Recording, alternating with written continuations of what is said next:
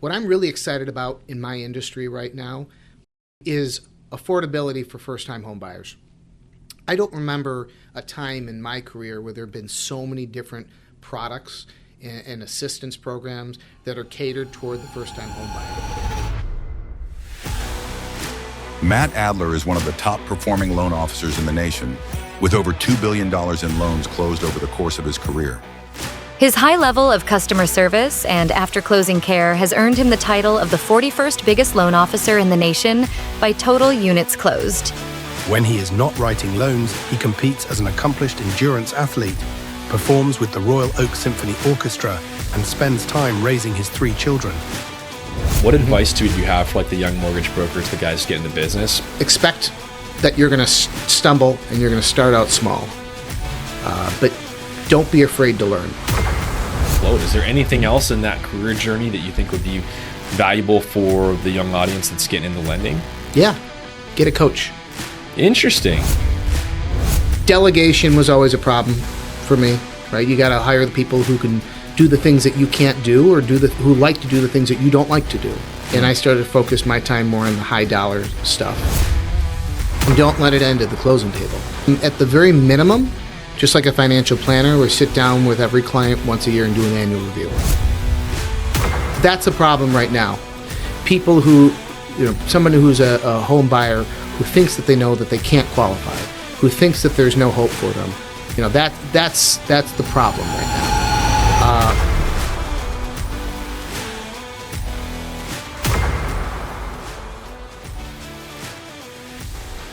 Hey guys, I'm James Danley. Welcome back to the Bulldogs Podcast. Today, I'm sitting down with a very special guest, a friend of mine, Matt Adler. He is one of the top lenders in the nation.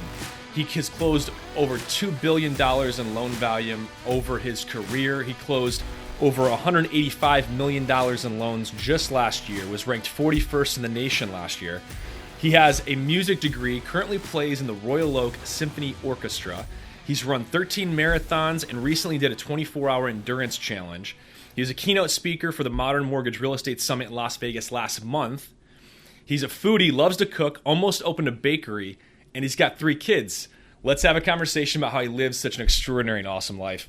Matt, thanks for coming in, man. Thank you very much. Yeah. So, dude, it's funny, we were chatting before we kicked off, and it's like you have a lot going on. Like family, orchestra still full-time, you're musically creative.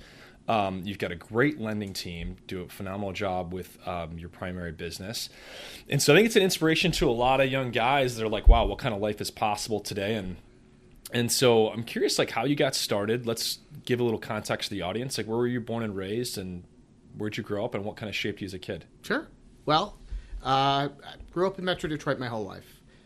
Most of my life was in Farmington Hills, Michigan, suburb of Detroit. I grew up in a family of entrepreneurs. So my parents had clothing stores in Metro Detroit area for forever, men's clothing. I didn't know that. Yeah. It was no wonder you always dressed so well. Oh, well, I don't know how much of it rubbed off, or I'm just, have good people who shop for me. But no, they had a really successful chain of clothing stores in the 70s and the 80s. But then one day there's a robbery. My dad got shot, Really? and that kind of shaped the rest of our life as a family from that point on. I had no idea. Yeah. How old were you when he was shot? I was about 11 years old. Got a phone call from my mom saying Dad got shot. Immediately thought he's gone. Luckily, that didn't happen. Wow. But it created a whole string of events of the stores closed down. They had to close down all their stores. It was also recession, bad times. Physically, it destroyed his femur bone. He had to have it rebuilt, a metal rod. It brought on diabetes, certainly emotional issues. And family financially struggled for really the rest of my elementary, middle school, high school. Wow. So that certainly rocks you as a kid. It shapes you, for sure. Yeah. Because it was great life, stable life. Did you work with your dad in any of the stores when you were young, or go with him, or no, you guys mostly stay at home and just kind of knew what he did? I went in all the time. I had my run of their warehouse. I was rambunctious. I'm sure everybody who worked there hated me, all the people. I was a little terror. But I would sit in and I would listen to my dad talking on the phone all the time. And he was a workaholic, and he was always talking shop and talking to people and made good connections. And that certainly had an impression too. So your dad was pretty badly injured then. Was that a robbery that they were trying to rob the store? And Yep. he was shot? Yep. Wow. They robbed the store. And so then what happened after he closed down all the clothing stores? Like what kind of happened with the family, and how did you guys grow through that and navigate it? I'm an only child, adopted. So it was just wow. my mom, my dad, and myself, and certainly extended family. But my dad always tried to find another way. Never opened up another store. He always wanted to. That was his dream, to get back to where he was. But he went from owning stores and designing clothes and selling the clothes he designed to then becoming a manufacturer's rep for men's clothing, and worked that until he couldn't work anymore. And eventually it was diabetes and poor management of diabetes that ultimately took his life. Wow. And my mom has been in the car business really ever since. Can be a very stressful business as well. Sure. Long hours, and that's what she still does now. But yeah, I mean, eventually I graduated high school. My parents, they separated, and family life was never the same. That was the big pillar moment in life. That changed everything. Mm-hmm. So how did that shape you, man? Like looking back, like did that give you a stronger drive or work ethic, like going through that traumatic type of experience and then seeing how it led to your family breaking apart and stuff like that? Like how did that shape you, do you think, in hindsight?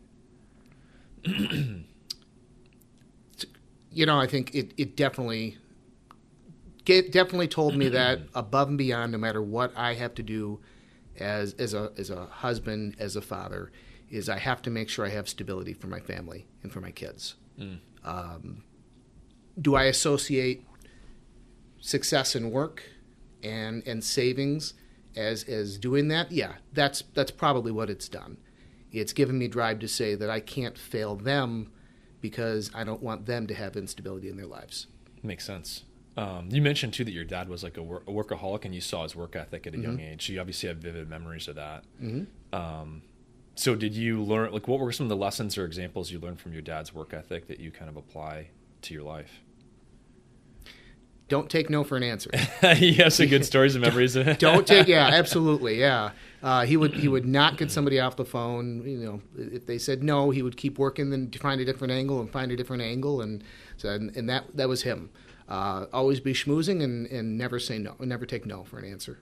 It's awesome, man, that you have that memory of like pre-11 years old, listening to your dad make work phone calls. And I think that it's interesting because a lot of people that perform at a high level, even like Tiger Woods, right? Like he was a small kid watching his dad like swing a golf club. And I think it's interesting because a lot of people maybe don't take that attention to their kids and let them come to work with them or let them watch them in business. They want them to be kids.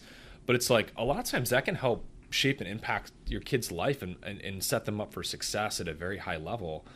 And it's something we don't do as much in modern American society as maybe we used to.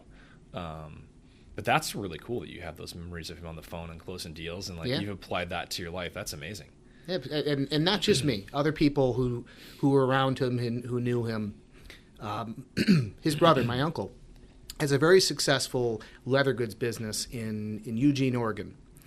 And for a time before my dad passed away, he went there for a year, and all these 20-somethings came up to him. They listened to him. They took his advice. They followed what he did. So up until the end, even then, he was shaping. I don't know if he necessarily directly knew it, but he was shaping young minds of how to necessarily attack business. That's awesome. Yeah, that's very cool.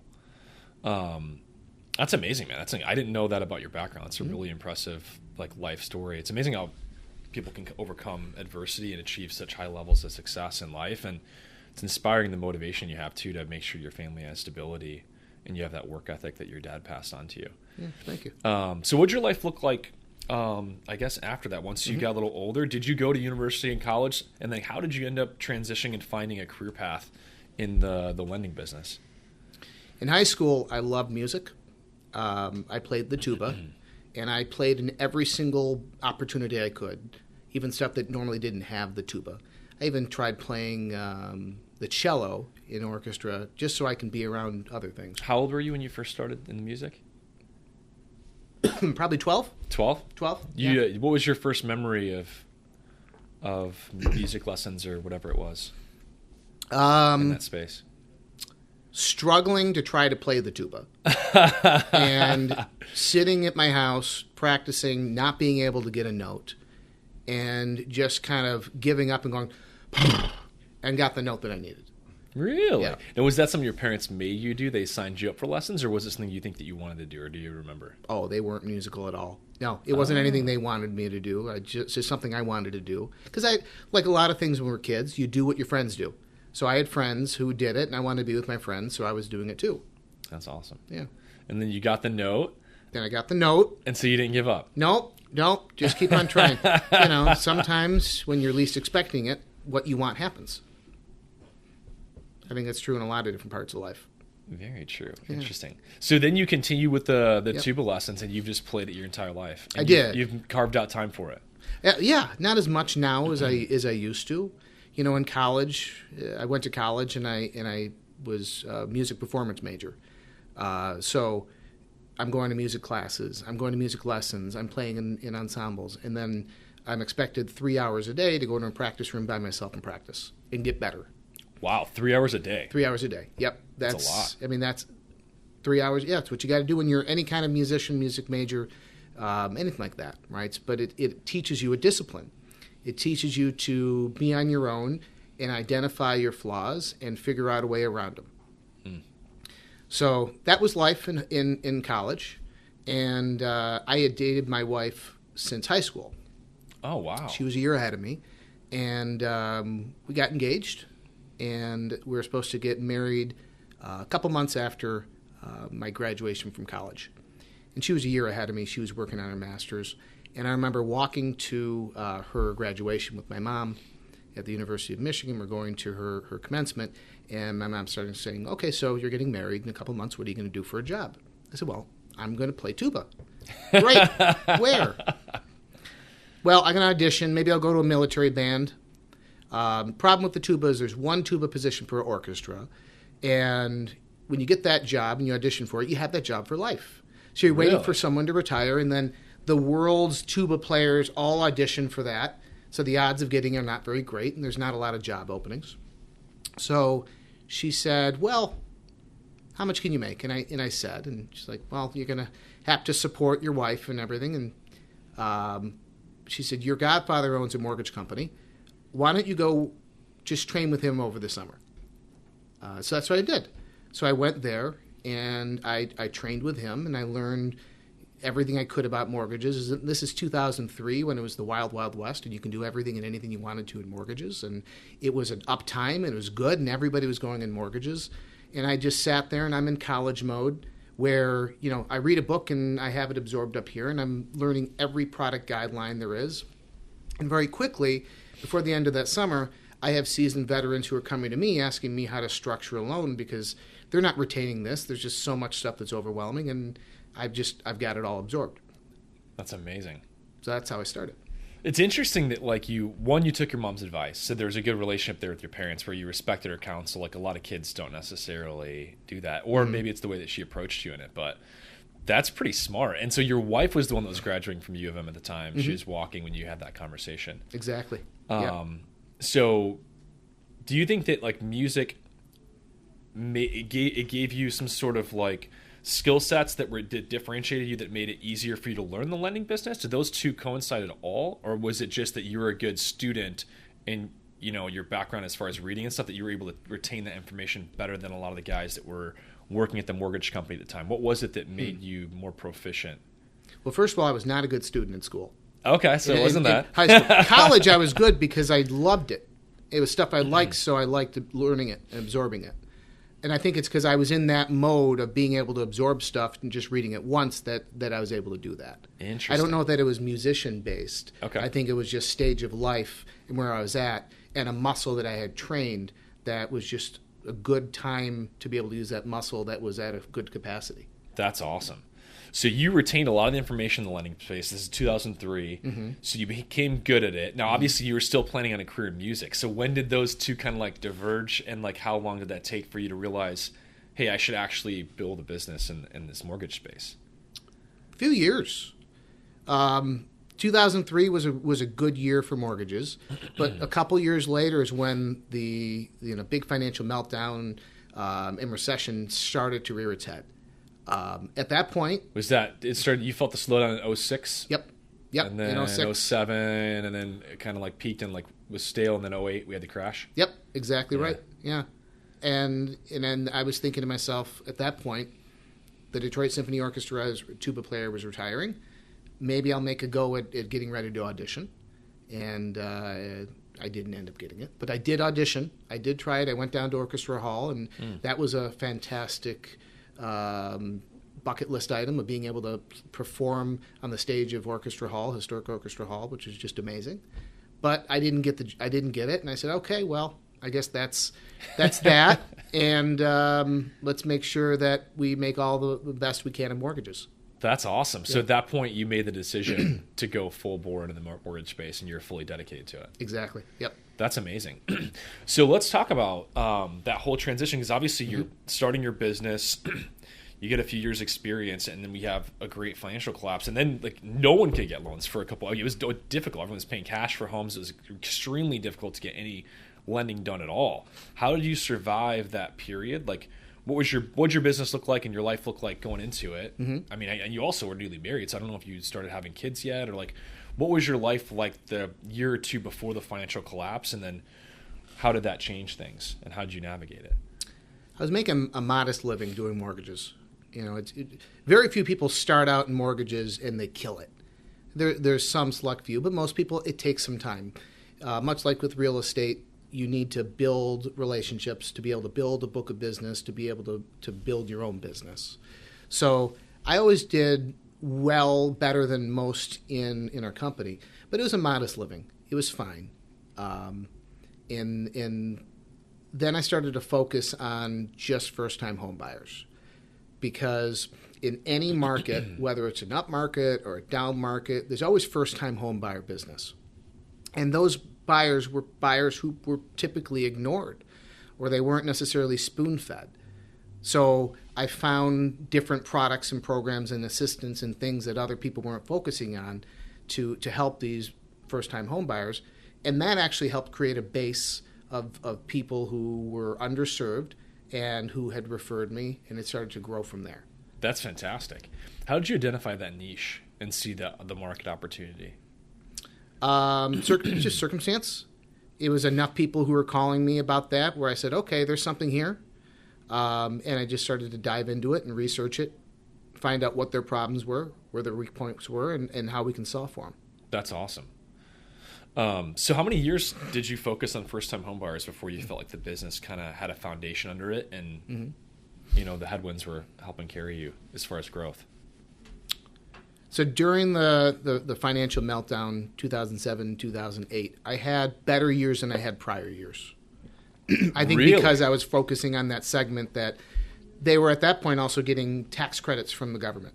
They were getting all these other incentives. And help to buy houses. Yeah. That is wild, man.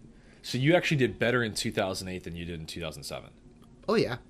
Wow. Yep. You might be one of the only lenders I've ever spoke to that has done that. That's incredible. It also helps that I didn't do amazingly well in 2007,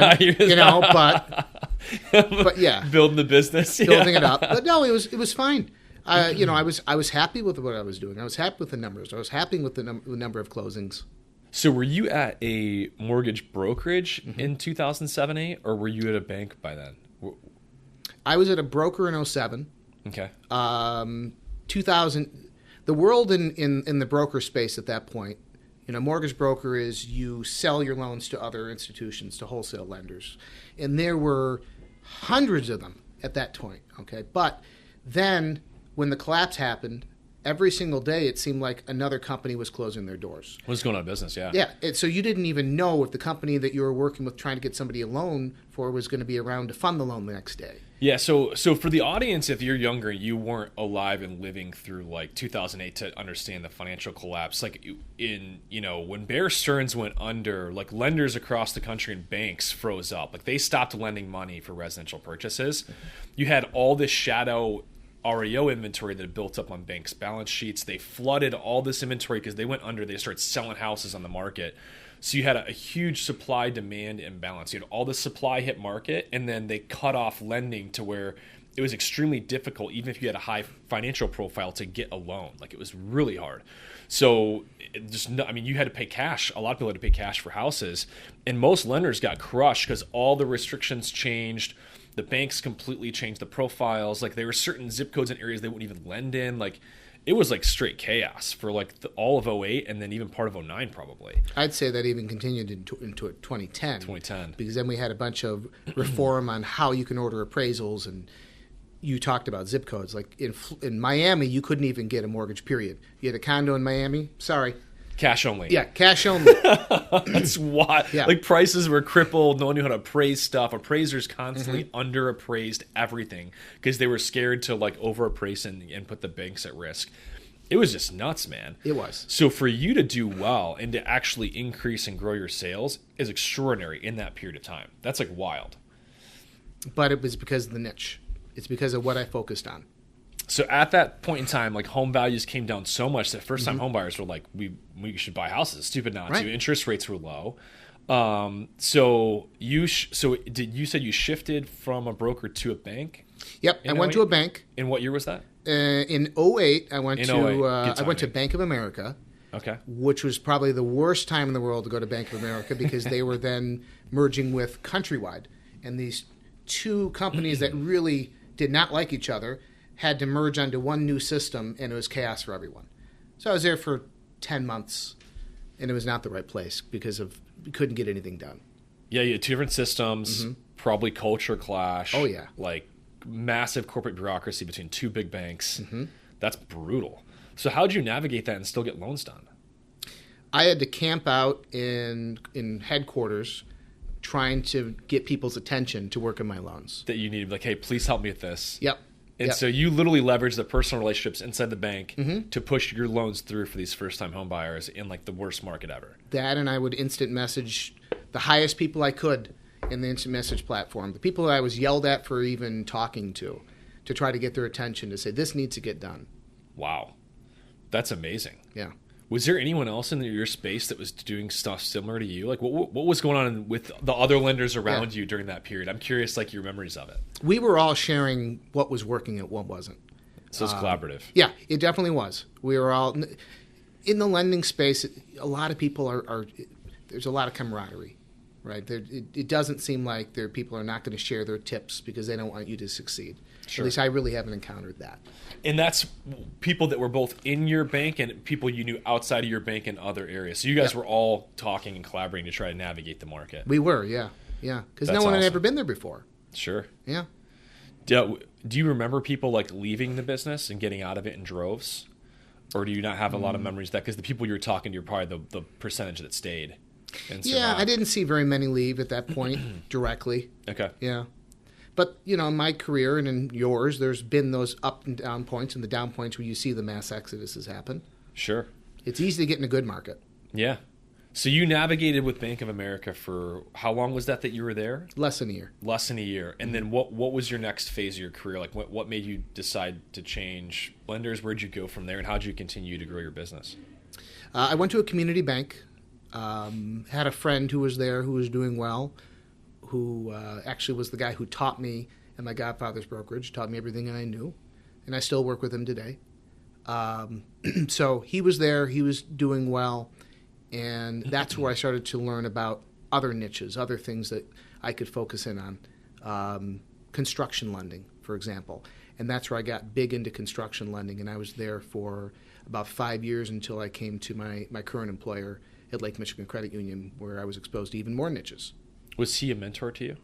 He still is, yeah. That's awesome. Yep, we still collaborate. We always geek out on the latest tech stuff and, what's next and things like that. We're really both good at looking ahead together and collaborating on that. That's awesome. Yeah. He was the one you started with in the very, very beginning that your mom told you to go intern with. Yeah. He literally taught a class. There were 6 of us that were sitting there every single day, classroom style. Like 3 of them were teachers who were on summer break, and he had curriculum, and we went through and listened to books on tape and things like that. Some of the lessons and things I still think about today. That's amazing. Yeah. That's very cool. So what was the big takeaways that you had when you shifted from Bank of America, so large corporate bureaucratic bank, to small niche local bank? And for those who don't know in the market, like the local banks are the ones that stepped up and started providing like residential lending. Like I don't know if that was incentivized or what your memory is that you can explain and describe to us, but for whatever reason, like they ended up taking over a lot of the local lending for people that needed construction loans, that needed unique financing, that wanted to buy homes because the big guys were so messed up they couldn't get anything done. What are your memories of that? Like, do you remember why you moved and then what that experience looked like at that first bank? Yeah.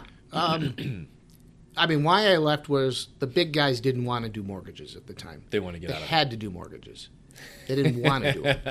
Countrywide was acquired by Bank of America because Bank of America had to buy them. They were forced to. Yeah, there was an obligation. The community banks, the local banks, the credit unions, they're doing it because they want to, because they saw the value of creating more growth, more clients, more members, adding to their balance sheet. They were not forced to acquire giant mega companies that were dying at the time. So they had a greater appetite, and they saw that this was a need in the market, and they were able to take control. That's amazing. Yeah.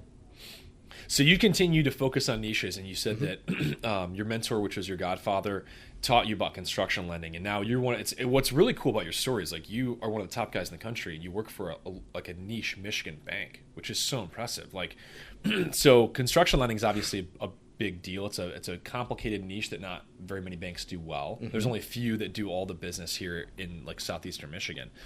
So talk to me about like how you dove into that niche and how that helped your business grow. Like for maybe the young guys that are in lending or they're looking to get into lending, like paint that picture on how that trajectory looks and what you learn along the way.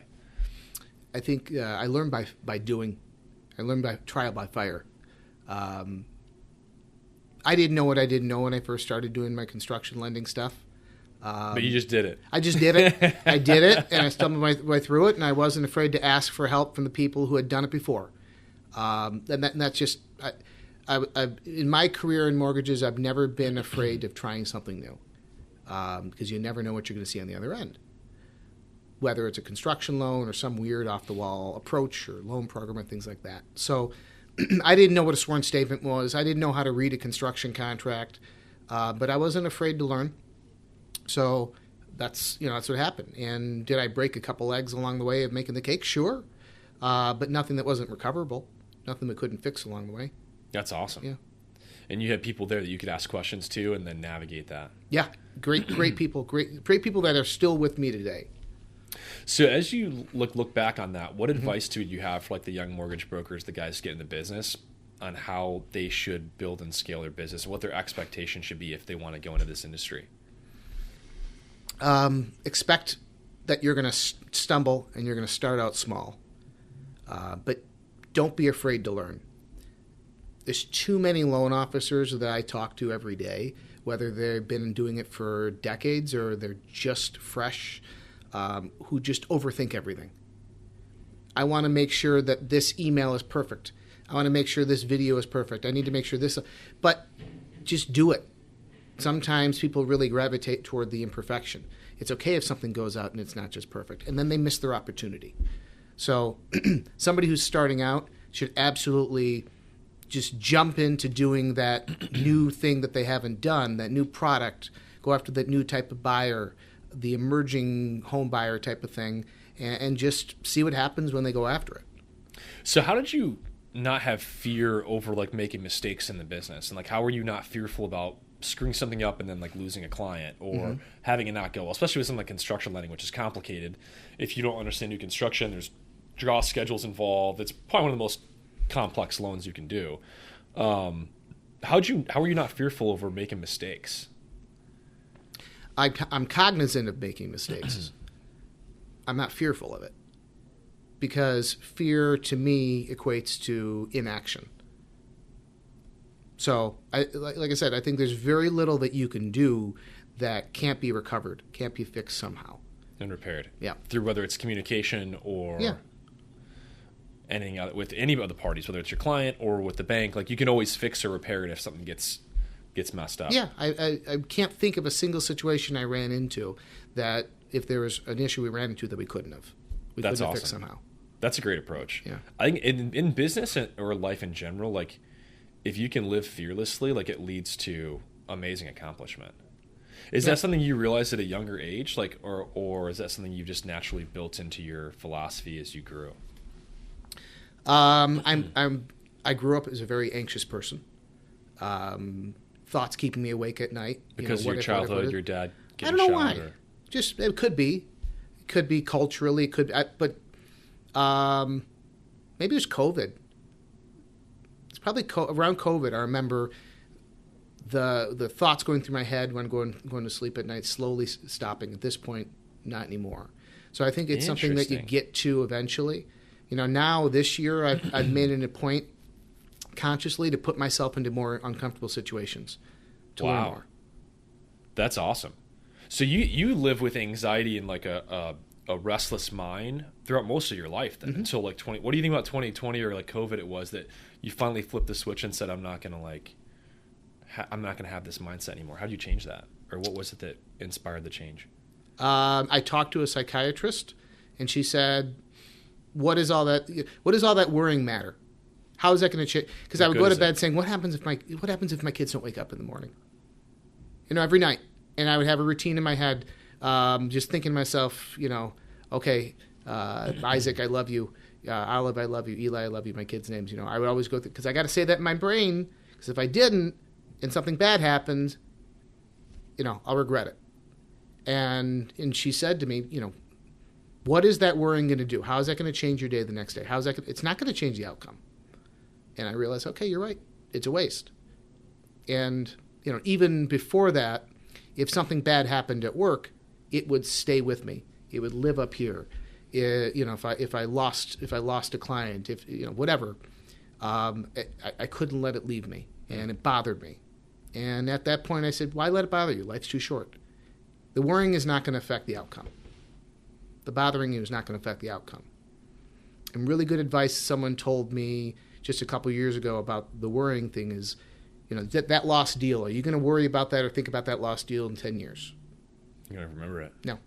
If it's not going to bother you in 10 years, don't let it bother you now. That's great advice. Go replace it with 5 or 10 new deals that go well. Yeah. Or just a good memory or something else. Life's too short to worry. I think it's amazing, because I think a lot of the younger generation has massive anxiety, and a lot of them I don't think necessarily process or deal with it. Instead, what they do is they just stay on social media. So the second they get nervous or anxious, instead of like addressing it, they just go back into whatever the addiction is and scrolling. What advice do you have for that generation who struggles with anxiety? Or anyone, I guess, in any generation that struggles with anxiety and overcoming it? I don't know, because I think that's a personal journey for everyone. That's fair. Yeah. It took me 37 years, 36 years, and maybe it'll return. I don't know. So I don't know that I can necessarily give that advice, because it's too easy to say just don't do it. Sure.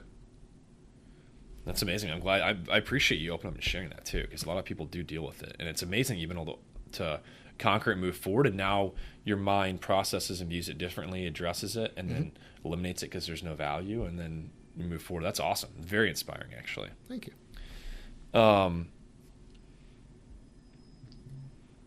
So as far as the career in lending, like in the niche, so you did a great job with first-time home buyers. You've done a great job with construction lending. You're at a local bank where you have a bank that wants to lend, that wants to provide loan products to clients. From there, I guess your business has just continued to explode. Is there anything else in that career journey that you think would be valuable for the young audience that's getting into lending? Yeah. Get a coach.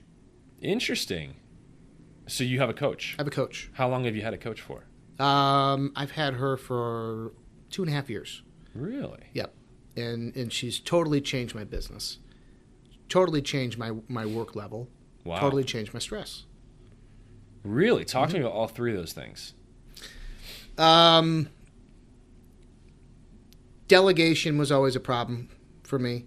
I think a lot of loan officers have that same thing. We always want to be the hero. We always want to champion it. No one else can do it as good as I can. And that's not true, especially if you hire the right people, right? You got to hire the people who can do the things that you can't do, or who like to do the things that you don't like to do. So with enough pointing out of that from my coach, then I started to delegate a lot more. And I started to focus my time more on the high dollar stuff and let them do some of the other stuff. And we were getting to be more efficient. And I found myself not working until 2, 3 a.m. every night like I used to. Because that was my life every day.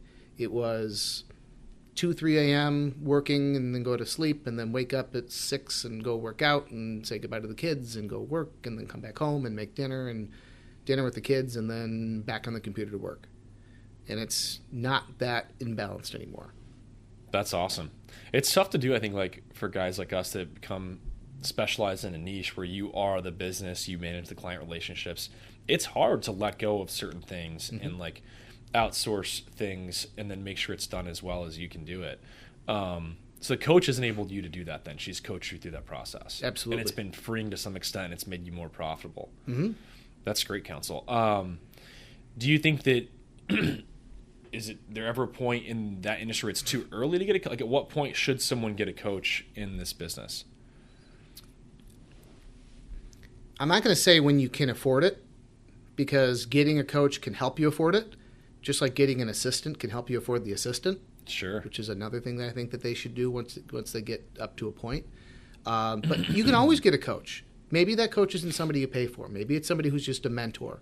Maybe it's somebody else who's just 3 days ahead of working in that industry than you are. Maybe it's just somebody who's a partner that you can bounce ideas off of. But having somebody else's brain help with you and give you advice and give you a different perspective, a change your perspective can make all the difference in the world. That's great advice. So the coach has substantially changed your business. It's inspiring. Looking back, I know we talked about music briefly. Mm-hmm. Like what areas of your music experience in life and that creative side of your mind has helped you or affected your lending or loan business? For maybe someone that doesn't, maybe they're not disciplined in the music space. Like, can you draw some light on how that's maybe helped you in this business? And do you think it has? I think the studying or practicing in the practice room, being on my own, doing my own thing, guiding myself in college, that definitely did. So there was the discipline aspect. Yep. Do you think there's any creative elements that have made you think differently about the business or be more creative, or is music like an outlet for you that helps reset, that is maybe giving you a higher tolerance for your work and discipline, and like to where you're able to work harder than other people because you have like a music as an outlet? Like, or you think there's anything to any of those areas where it's made a difference? I'm not a jazz musician. I'm not a creative musician. Okay. I'm a read the music on the page, follow the conductor, play together as a group. Okay.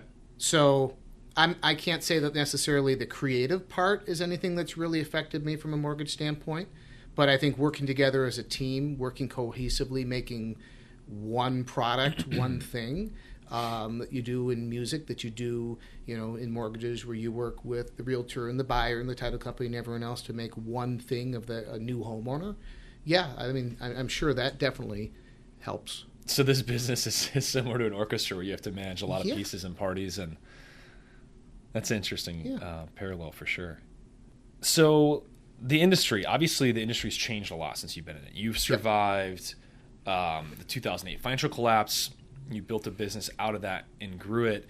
Now we're in a different era. We've been in real estate and mortgage boom since that time. Interest rates have gone up, gone down. We had the COVID challenges. Mm-hmm. How have you adapted to changing industry? Where are we at now? What are the challenges that most like homeowners or home buyers are dealing with And, how can you speak to some of those current challenges that are in the marketplace today? Yeah. You ever feel sick and you go on WebMD and you try to self-diagnose yourself? Oh, yeah. Yeah. Everyone does it, I think. Yeah. That's a problem right now, I think. I mean, that's been a problem for the last bunch of years. But people who, someone who's a home buyer who thinks that they know that they can't qualify, who thinks that there's no hope for them, or thinks that they can because they've done a Google search, because they've watched TikTok and they've seen some influencer tell them you can buy with nothing down and no credit and no income and this and that. That's the problem right now. ChatGPT isn't the problem. AI is not the problem. It's just trying to think that that there is or isn't hope for you before you talk to a professional who knows how to create the hope for you. That's where people fail. So do you have a lot of clients currently that once you actually analyze their financial profile, you have to counsel them, coach them, guide them on either tax returns or improving credit score, or different things to help them qualify, or like debt reduction, or speak to that a little bit? And then, because obviously there's misconceptions on both sides. Talk a little bit more about those. I think the biggest misconception right now is that it's not affordable to buy a home. So I do a lot of vision casting with people before we go into anything about financial with them, before we look at their credit, before we look at their income, before we can see if we can get them a loan. We take a look at what does home ownership look like and show them that the barrier for entry is not quite as insurmountable as they may think. I think all too quickly loan officers jump into, all right, let's look at your credit. Okay, let's go into your financials. And they don't really see what the concern is that the homeowner has, because everyone comes in with concerns. Everyone has preconceived notions. So if you can show them that their worry is not as bad as they think it is, and this whole journey is obtainable, whether it's now, whether it's a year from now, because maybe they do have credit issues or income issues, it at least keeps them in the game. It keeps them excited. It keeps them engaged. So you navigate their belief first and find out what their preconceived concerns or notions are that they're bringing to the table, and have a conversation around that to understand what their mindset is, what their fears, worries, concerns are. Yep. And then you can help bring them to a place where they believe that homeownership's possible, whether it's now or in the future. Then you get into the financial profile and then go to work on how to make that happen. That's a great approach. It's not doing that? ChatGPT. It's true. And all those things. That's why I know AI won't ever win. It lacks the human element. Right. Which is belief and creativity and opportunistic view on the world. That's awesome, man. That's a great approach. Do you see AI helping your industry at all? Yeah. Or harming it? In what ways? Yeah, it helps. Well, over-reliance on anything will harm it. But I'm sure you're seeing it. Do you use AI right now? Yeah, I use Grok. I was using it yesterday on a flight. The whole flight, I'm asking it questions about industries and data, and it's pretty wild. So yeah, that's where I use it.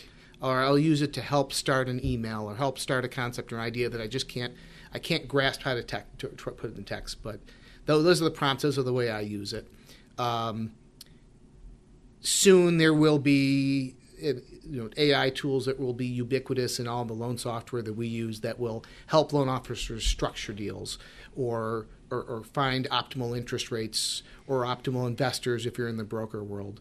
Those are good tools. Those are good ways to use it. That's not using it as a crutch. That's using it to improve processes.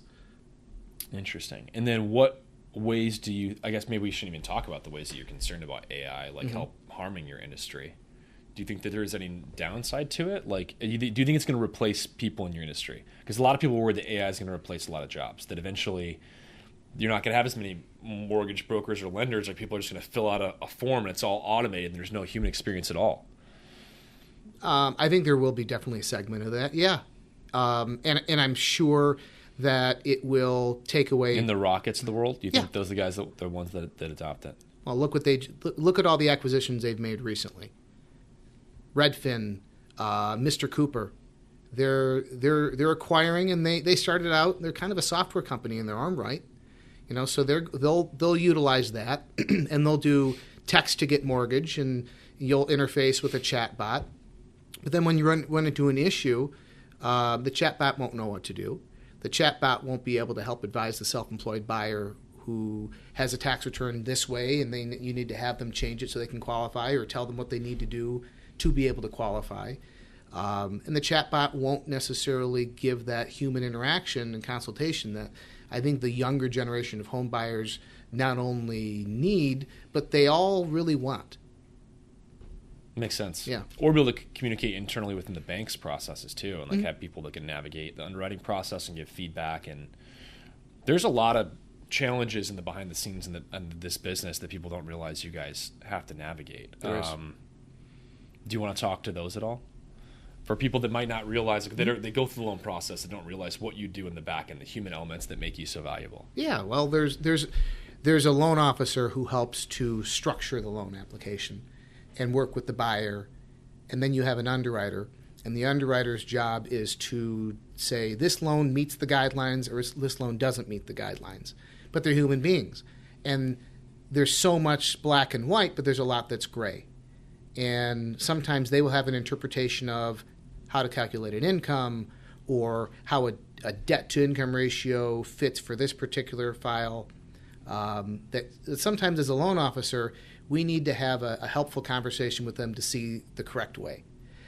So there is a lot of conversations and using political capital, and sometimes to get a loan, even if everything makes sense, you still have to champion it to closing. Makes sense. Anything else in the current industry that you want to talk about, or you think is relevant for the buyer audience in the lending world? People that are either going to consider buying a house or getting a mortgage, or people that are curious about interest rates and where they're going. Any of those topics you want to touch on? Absolutely, yeah. What I'm really excited about in my industry right now is affordability for first-time home buyers.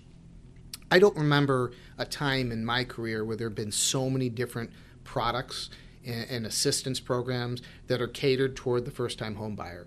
There are so many different tools. Like the state of Michigan just announced $20,000 down payment assistance for first-generation homeowners, and there's different grants and things like that. And you know, dig deep into you're Hispanic ethnicity, there could be grants for you, and whatever your lineage is. There's way more opportunity now than really there ever has been. And the common misconception is home affordability is just out of reach for a lot of people. But the reality is that with all these tools and the fact that rent is even more unaffordable because you're throwing money away and you're paying someone else's mortgage, a lot more people should look into buying a home who just are discouraged because of what they're reading about in the news. Interest rates are going to do what they're going to do. You can't control interest rates. I personally believe that we probably see rates a little bit lower next year than they are right now, but rates come down and home prices typically go up. So you could always buy now and refinance later when rates come down, but if you wait to buy in a year when rates are lower, you're going to pay more for that house than you can today. So why not take advantage of some of these programs that can help you get in today and buy secure the equity. Yeah, have an appreciating asset. Yeah, agreed. I think it's a great approach. So let's talk about your high performance, man. Just like your approach to life. You've done 13 marathons, 24-hour endurance challenge recently. Mm-hmm. You've got 3 kids. It's a lot to manage. Where do you get your energy from? For maybe the younger generation who has had more of a softer, cushy life, and maybe they're addicted to technology, or they just play video games as kids, and now the real world's starting to hit them. How do they develop that discipline, and where do you get your energy from to do all this stuff? Coffee. Coffee. It's fueled the industrial world. Yeah. Lots and lots of coffee. I didn't start drinking coffee until I had my first kid. Really? Yeah. That's awesome. Yeah. Now I can't. I'm a coffee snob. I love coffee. Give me a good pour over. Where's your favorite coffee from? Typically Ethiopia. Okay, you make it at home, like a espresso machine or pour French over. press? Pour over. Oh, okay, pour over. Nice, Yeah. nice. Yeah. What about you? I did mix it up, man. I Yeah. usually do French press because it's convenient. not like a coffee snob, but coffee's pretty good. That's My kinda buddy, getting my snobby. buddy's like big. He's got some great espresso machines. When I'm at his house, we'll make espressos and like Espresso's good, pretty good too. Yeah. So you drink a lot of coffee. You just drink one in the morning. You drink a couple throughout the day, or what's your routine look like? Typically two cups in the morning. Okay, Yeah. and then you're good. Then I'm good. Nice. Yeah, that's awesome. Yeah. All right, so let's get advice. Yeah. Drink coffee if you want to perform at a high level. Have a routine if you want to perform at a high level. What is your routine to manage all this, especially with having to perform for the symphony orchestra? I mean, you got to carve out time to practice for that. Like, how do you manage that? How do you manage the marathons and the kids? Like, what does your routine look like? How do you accomplish all this stuff? Time blocking, really. I mean, it's time blocking. I know every morning I'm going to wake up at 5:30. I know, or 5 o'clock every morning. I'm going to work out from 5:30 to 7. Every morning I'll come back and I'll spend some time with the family and get ready for the day, and I'll make the coffee, and then I know I'm in the office from 8:30 until 6. So I know what every day is going to look like, and that helps me plan on how I'm going to manage that time, the flex time or this time or that time, to prepare for whatever the challenge is.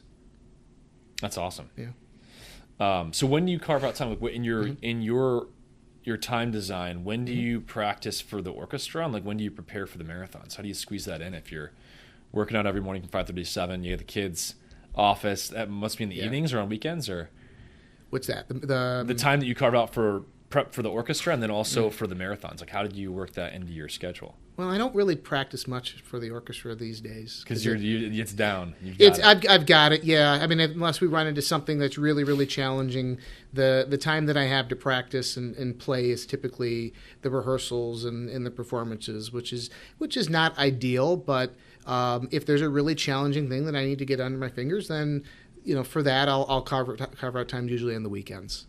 Other than that, if it's health is very important to me.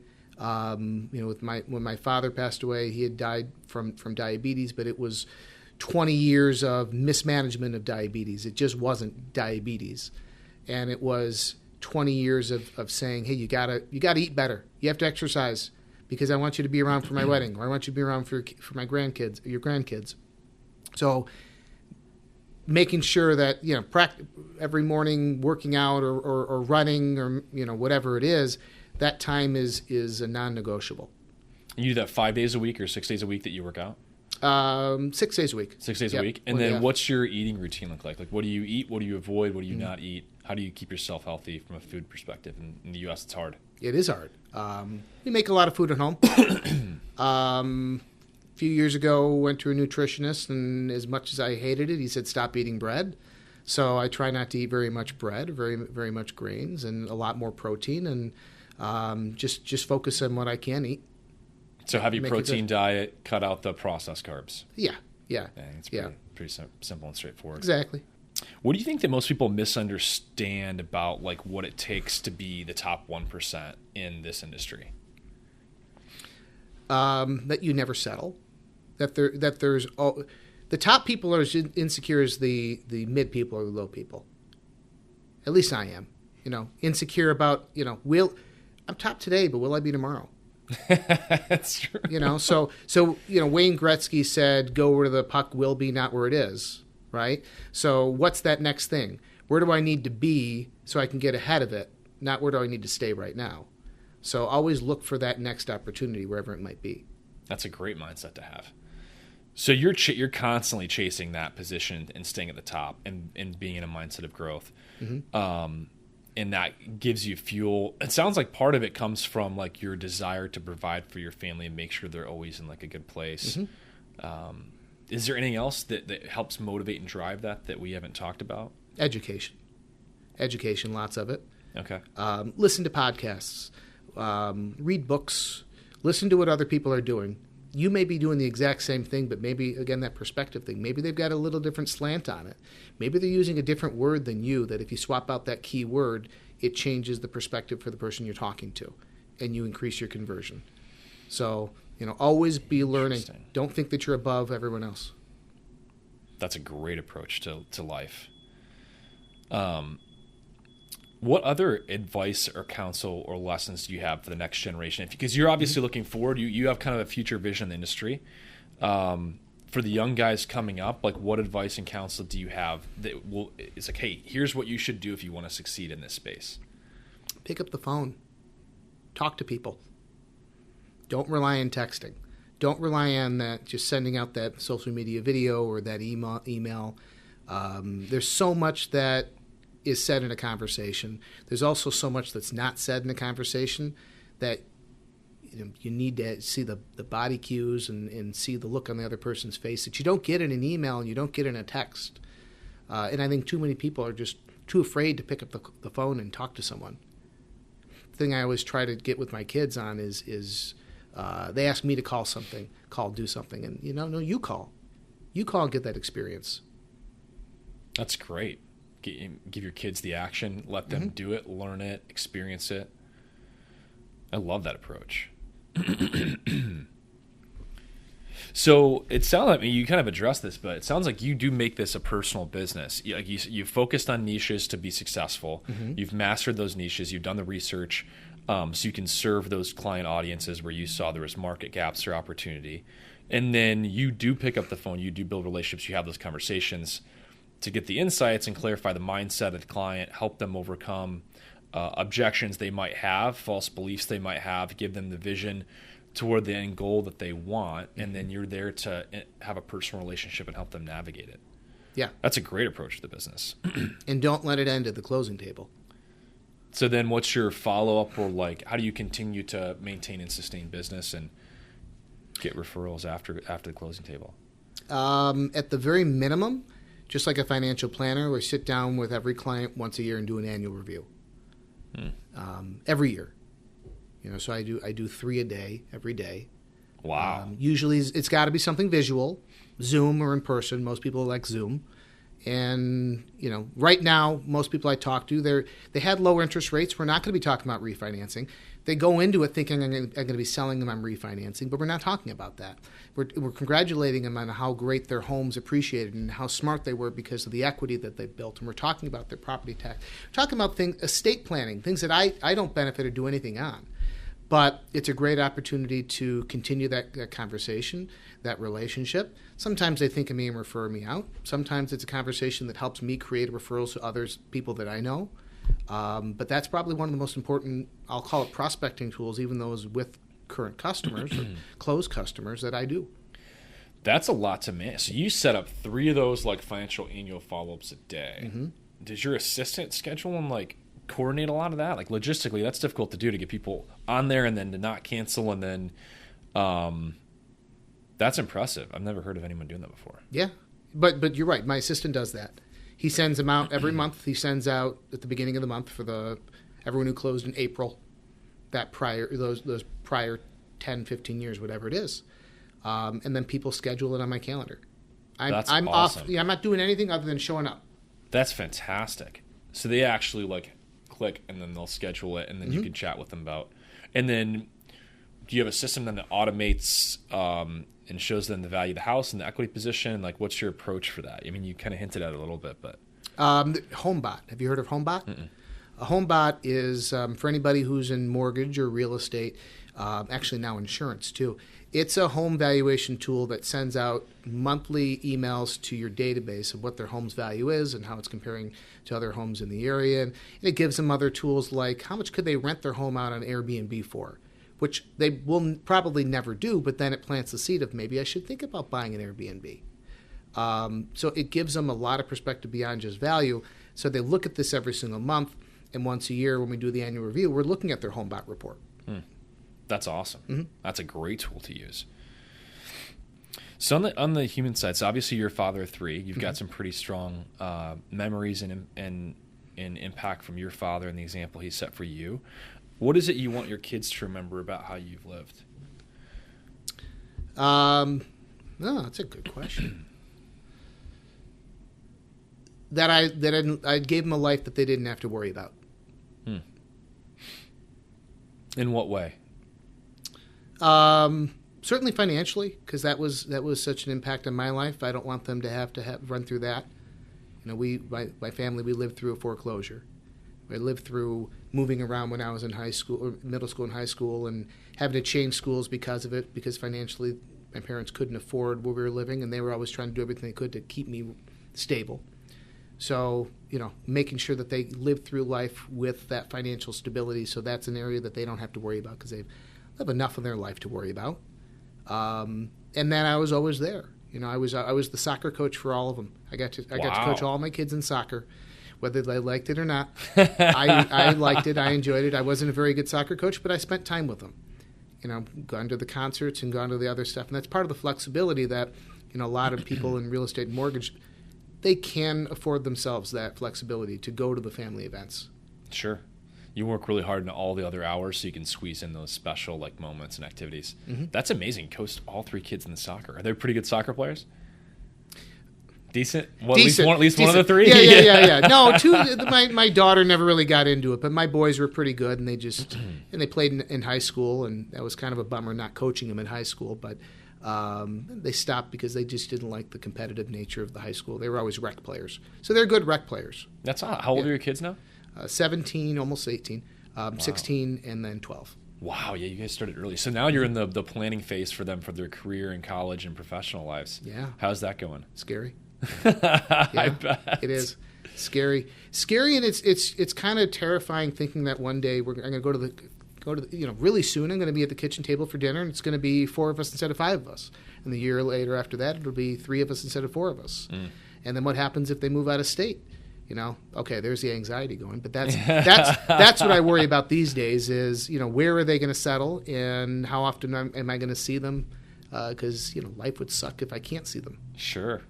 Did any of them pick up music? Yeah, they all did. They all play. My oldest doesn't love it. My middle does, and he does a bit. And my daughter's just starting to pick up. She's playing the saxophone, unfortunately, but could be worse. Yeah, saxophone's a cool instrument. That's awesome. So you've had a lot of hobbies, man. A lot of passions. Any other ways that those have fueled your professional success, or tied into them at all? Have you gotten much business from your hobbies, and from that sphere of influence? Yeah, absolutely. I've gotten business from the orchestra and from the klezmer band that I play in. We'll plug it. It's called Klezmerheit. I think you're supposed to say bless you. That's the joke. And I've gotten business from the gym I go to. It's a CrossFit gym, and it's a really great community. And I've gotten a good amount of business from people there, because then people see you have a work ethic there, and they get to know, like, and love you and trust you and utilize your services that way too. So yeah, the hobbies have certainly led to business success. It's amazing, man. It's awesome. All right, last couple questions, and then I think it's been an incredible conversation, by the way. Thank you. You've done a very nice job with the questions. Most memorable loan story? It's a good question. Most memorable loan story. Guy wanted to buy this amazing loft in Detroit, and this was before the market crash. This 2007? is 2000. This one it was 2006 when he was trying to buy it. This really cool loft downtown Detroit. It's called 200 River Place. It used to be a brewery that they turned into these, the epitome of brick wall lofts living. Awesome place. Where's your down payment coming from? Oh, don't worry about it. Well, I have to worry about it. Where's your down payment from? I've got gold. Okay, what are you going to do with that gold? Well, I'm going to smelt it. Well, I can't really show a paper trail of where that money's coming from, and ultimately he never ended up buying, but the guy who had the gold at home, who wanted to smelt it, I will never forget. Did you ever end up doing a loan for him, or no? No. Yeah. That's hilarious. Second one is the guy who bought. It was another Detroit one. I did a refinance for him. He bought a house, bought a condo. A year later, we did a refinance, and I looked at the appraisal, and his bathroom was decorated with toilet seats on every wall and the ceiling. Decorative toilet seats. It was that was a fun one too. I love loan stories, man. Any creative ones that you had to overcome major obstacles that you actually didn't think you were able to close, and then you closed them? Oh, I'm sure tons. One in particular, lady had a foreclosure on her credit report with a credit union, but it wasn't true. And they admitted it wasn't true, but they wouldn't remove it off of her credit report. And it was preventing her from being able to get a mortgage, because you can't have a foreclosure. At that point, it was within 7 years. You can't have a foreclosure. And it was affecting computer underwriting, and there wasn't a way around it until I figured it out. And it was only reporting to one of the 3 bureaus. So I called her up, and this is before credit freezes were a big thing, and I told her, let's freeze that credit bureau so that when I pull your new credit report, I don't know about it. It doesn't show up. It doesn't show up. And I was really proud of that approach. And I got my hand slapped because of it, because eventually somebody found out. But I said, look, it wasn't really her fault. It wasn't her foreclosure. It was... How does someone get a foreclosure on their financial record that wasn't accurate and or true and then not be able to get it off? That's crazy. I've never heard of that before. You see all sorts of things. And even though they admitted that they were wrong and they couldn't fix it. Wow. Yeah. Or they couldn't do it quickly. And this person was already under contract to buy something. And wow, that's wild. Give me one piece of advice you would give your younger self. One piece. Don't play as many video games. That's good advice. Yeah. Tons of video games as a kid. What was your go-to back in the day? Oh, gosh. Street Fighter, NBA Jam, Ninja Turtles, all that stuff. Fun era. Yeah. Mortal Kombat. Yeah, Duke Nukem. Oh, Duke Nukem was a good one. Yeah. That was a great game. Yeah. One day First I might get a 007. cabinet. 007 GoldenEye. Yeah. Awesome. Yeah. Dude, it was a fun era, man. You said what you're going to say something about your one day. One day I will get like one of those cabinets, arcade cabinets, where they put like every game on it. All like the old school games. Yeah, that would be cool. That'd be awesome. All right, so I guess I think that's it, man. Unless there's anything else you want to talk about. Where can people connect with you? How can they find you to help them with lending? And social media, apply with Adler. Okay. That's pretty much, you'll find me in anything on that. That's your Instagram, Facebook, like all of it? Instagram, Facebook, Blue Sky, you name it. Awesome, man. Yeah. Matt, it's been an incredible conversation, brother. You've lived an extraordinary life. You accomplished a lot. You should be very proud. Thank you. You had a great family. So it's an inspiration. Any last-minute thoughts, advice, or counsel for like the future generation coming up and trying to build careers? Just go where you haven't been. Try something hard. You might surprise yourself. Awesome. Matt, thank you, brother. I appreciate you taking time today. Thank you. Guys, thanks for stopping in. Please place your comments below. Any thoughts, questions on lending, feedback, stuff you takeaways from this potential interview, anything you want to see in the future podcasts. We appreciate your time, energy. Hopefully you've been inspired to live a life as a bulldog. Thanks, guys. I'm James Danley. See you next time. Dude, that's cool, bro. Your background story is wild, brother. I didn't know that stuff with your dad and how that shaped you. That's incredible. Thank you. Really cool that you're able to overcome that and the financial difficulty. It's got to be. I can imagine being 11 years old and your dad losing those stores and then having to adapt. It being pretty rough for sure. Yeah. Well, he moved to Maryland to try to get a job there, and there's a time we almost moved there. We almost moved to Vegas at one point. It was weird. Weird times. Was that like looking back? I'm just curious. Was that emotionally? Because of the gunshot attack, was he just not then able to be in that environment? Is that why the stores got shut down, and then he just decided to go work in the clothing industry, or were you too young to really understand kind of the thought process behind that? I think it was really difficult to justify going into the retail space right away, right then. During the recession, during that time, I'm sure there was a part of mental, and he. Emotionally, so it was both. It was like the kind of timing in the market too. So the business was already struggling. Then he gets shot, and so it's like. But it screwed him up emotionally. Absolutely. Yeah. He had nightmares about getting robbed for years to come, and it took him years to be able to be emotionally probably ready where he could have done anything like that. But at that point, physically, he had a limp, and he had diabetic, and a lot of other things that all really stemmed from that moment. Wow, that's brutal. How old were you when he finally passed? He passed away 11 years ago, 2004. Okay, so I was 34. Pretty good life then. He got to meet all 3 of my kids. That's amazing. Which is what I'm happy for. He could have lived longer. He was 72, I think, when he passed. but the fact that he got to meet all 3 kids, not everyone's as lucky as that. It's cool that he was still passing on like lessons as well. Like you said, he helped your uncle or whoever start that business, and he was still passing on lessons to the younger generation. That's pretty cool too. Yeah, definitely is.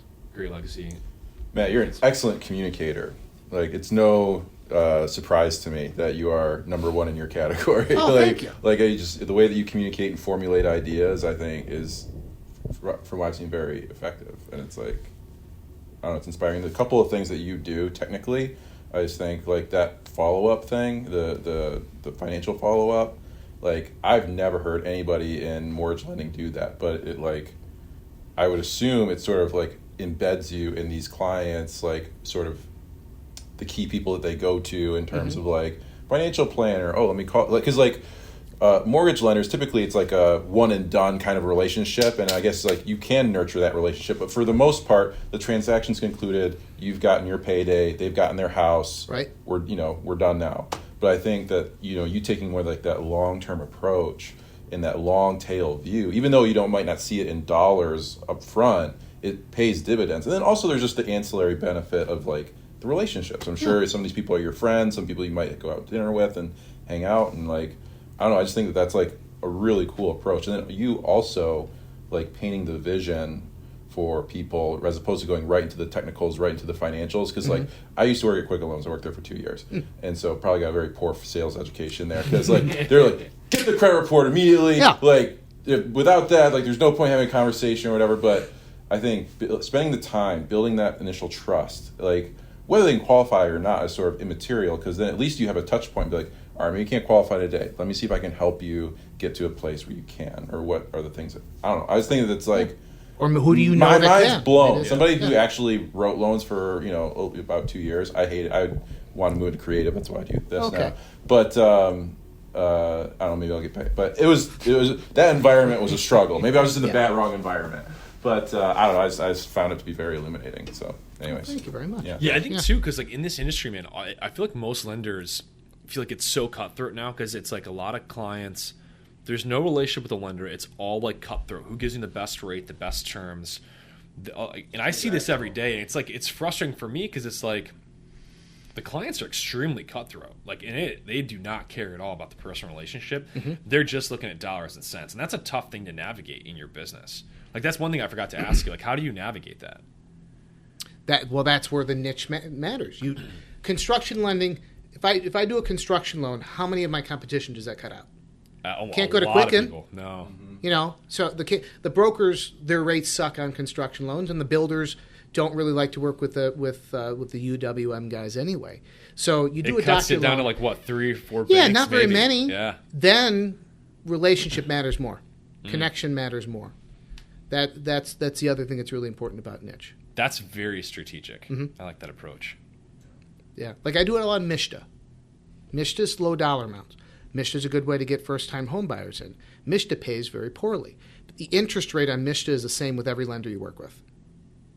So they can't compete. So at that point, it's all about knowing the process, making sure you can actually get it done, and helping the client, because they're not going to get any rate benefit. They just are thankful to even get a home and have it closed. Right. That's a great approach. And MISTA endorses me. I'm on their site. And the MISTA sales price is going up to $500,000 by the beginning of the month too. So you're going to see a lot more MISTA transactions. Wow. What is it at now? 224. It's going from 224 to 500? It's been at 224 forever. They've been handcuffed by state legislation, but that changed finally. And that's going up to 500,000 in the month. Yep. Wow, that's crazy. Yeah. So you can do no down payment assistance and get a 6% rate on a $500,000. All right, so this might not be a popular question, but I am curious. Yeah. With all the down payment assistance, because I obviously was around in 2008. I watched that market collapse happen, and I watch us build a very loose, like, loan profile over the political guys of everyone should be able to own a home. And so let's give everyone down payment assistance. And so you have all these people buying homes with no real cash out of pocket. They don't have to have financial discipline. They don't have to save and, like, budget and be fiscally responsible. The government just steps in and gives them a freaking house. And in my opinion, that's part of what led to the last market collapse. Is, like, you had a lot of people who were not responsible enough to be homeowners that were given assistance and incentivized to buy homes. It really shouldn't have. And that led to a lot of the foreclosure inventory.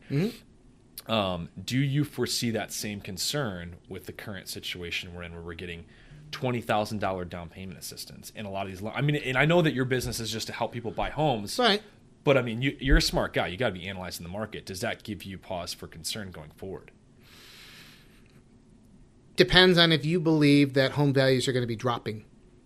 Are we going to have a cure to the supply and demand issue that's been fueling home prices anytime soon?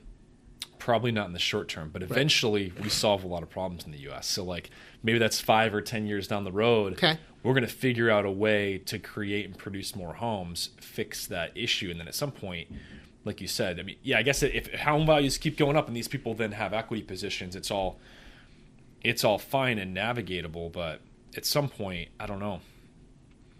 And then what?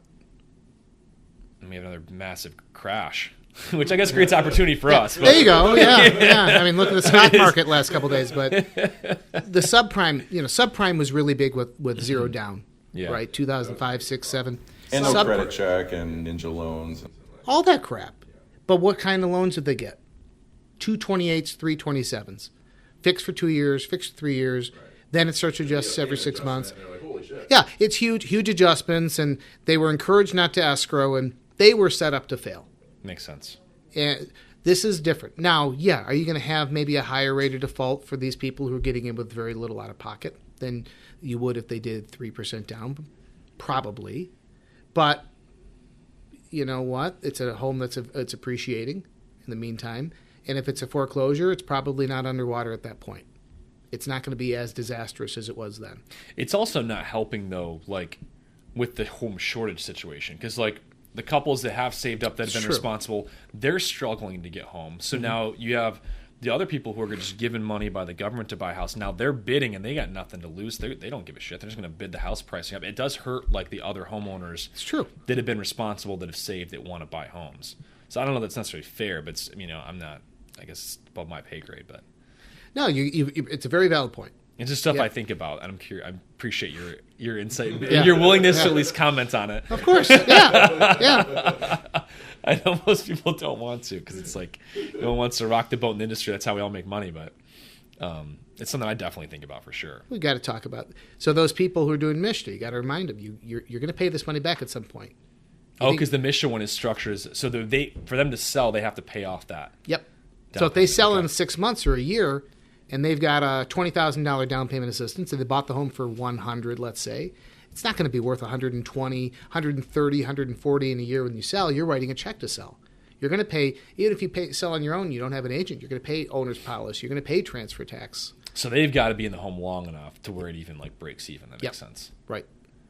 Interesting. Now, so most of them are structured as like loans where it's a lien against the property. Which of them though are like where it's just funds that are grants or whatever, where there's no recourse or no repayment?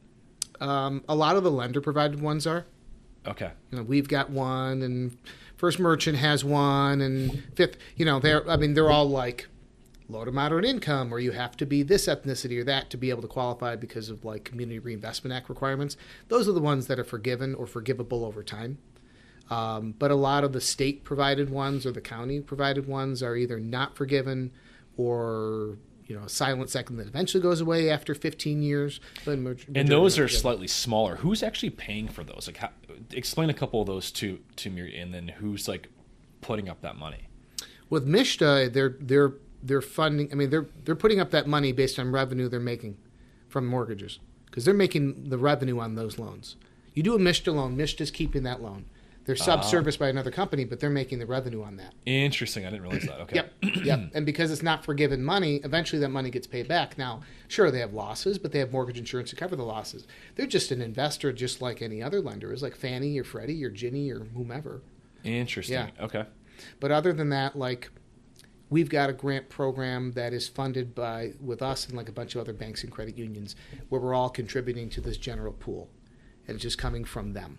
And then what are the requirements to qualify for that grant program? That's a pool from a bunch of these smaller banks and lenders. Usually you've got to be under like 120% area median income and a first-time home buyer.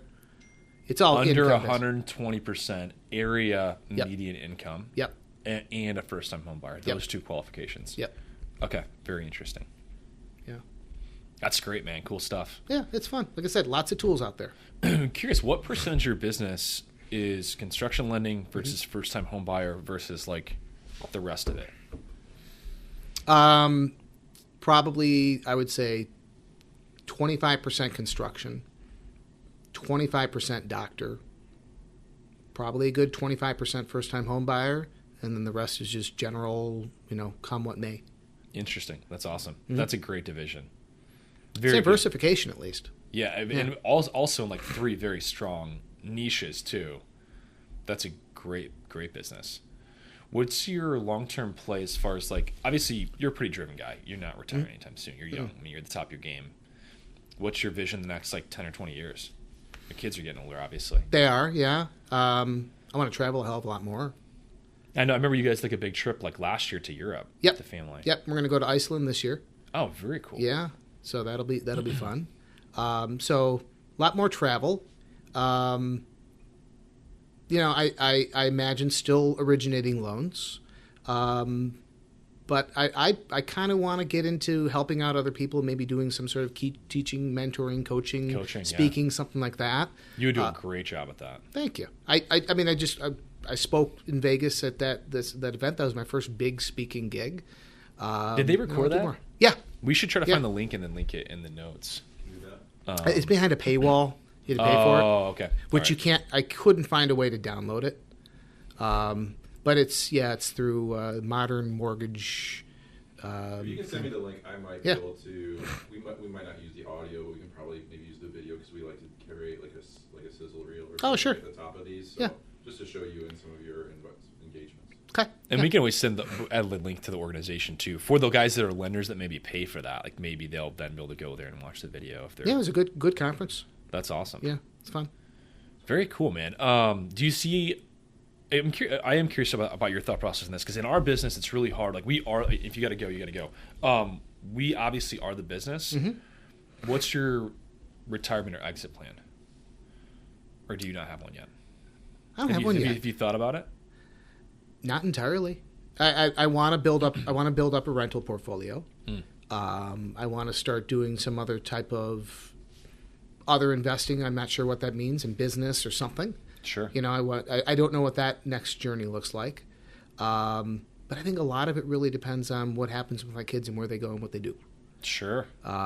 Because that nightmare scenario to me is they move all outside of Michigan in different parts of the country. And where the hell do I go? But if they all move to New York, I'm going to New York. Sure. Those relationships are important to you. They are. Thank you. Yeah. Cool. All right. Well. Matt, thanks for making time, brother. Thank you. I know you got a lot to do. And you got a lot we're going good. on.